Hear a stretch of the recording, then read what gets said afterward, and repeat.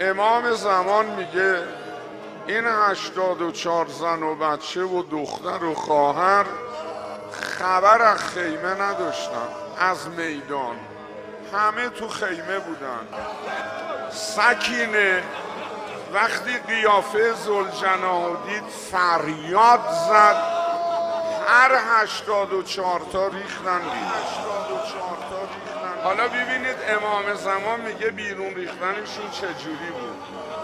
پا برهنه،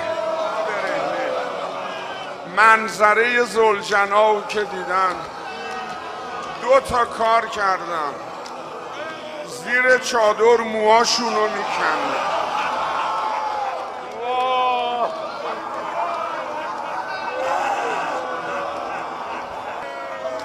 کار دوم، هر چی دست و بازوشون قدرت داشت به صورت، به سینه، به سر وای نستادن، همه با پای برهنه دویدن تو میدان.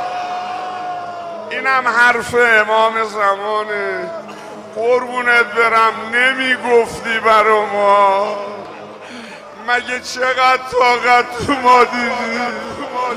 وقتی رسیدن دیدن با اون بدن سنگین و شمر و جالسون علی